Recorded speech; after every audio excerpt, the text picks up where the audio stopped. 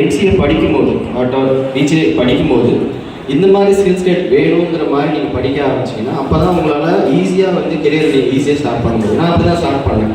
So first PC பண்ணிக்கிட்டே இருக்கும்போது என்னால் குயிக்காக ஒரு டெக் லீட் ஆக முடிஞ்சு.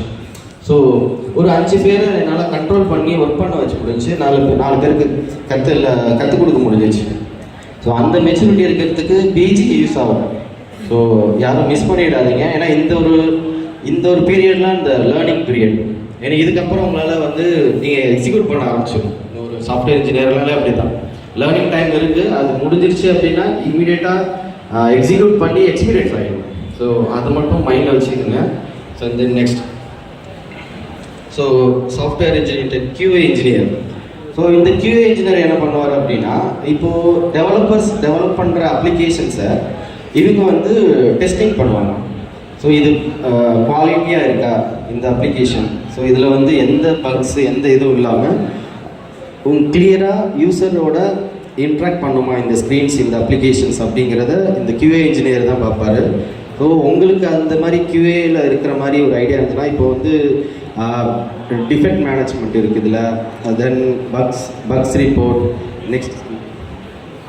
ஸோ இதில் என்னென்ன நான் இந்த ஸ்லைட் நான் உங்களுக்கு கொடுத்துட்டு போகிறேன், நீங்கள் பார்த்துக்கங்க என்னென்ன ஸ்கில்ஸ் இதில் வேணும் அப்படின்ட்டு. தென்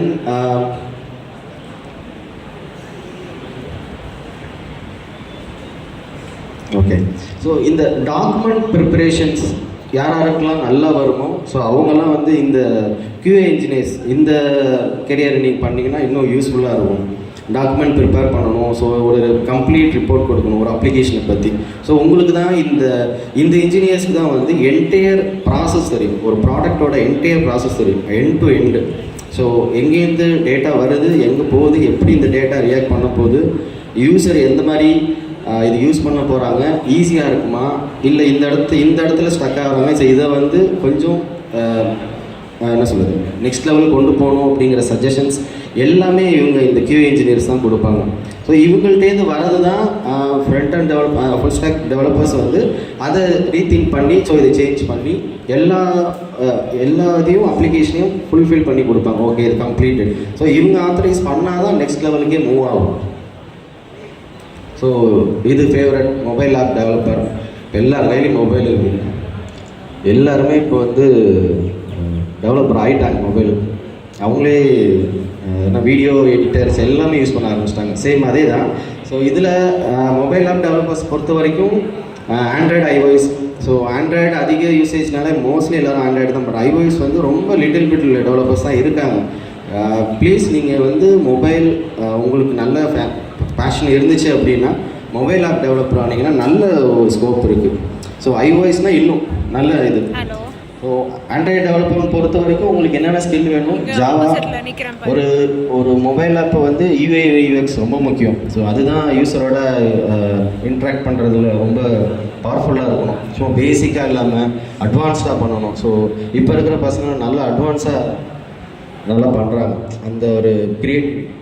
ஸோ அதை நீங்கள் மொபைல் ஆப் டெவலப்பர்ஸ் ஆனீங்க அப்படின்னா நீங்கள் அது மாதிரி ஸ்க்ரீன்ஸ், புது ஃபங்க்ஷனாலிட்டிஸ். நீங்கள் இப்போது முன்னாடி பார்த்தீங்கன்னா வெப்பில் மட்டும்தான் டிக்கெட் புக்கிங்கு இது மாதிரி தான் இருந்துச்சு. பட் மொபைலில் இப்போது வந்து எல்லா இதுக்குமே ஆப் தான். எதுவுமே ஆப் இல்லாமல் இருக்கவே முடியாது.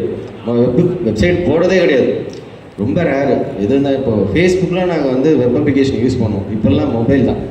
இப்போல்லாம் இன்ஸ்டாகிராமு, எக்ஸு, ஸோ அந்த மாதிரி போயிடுச்சு எல்லாமே.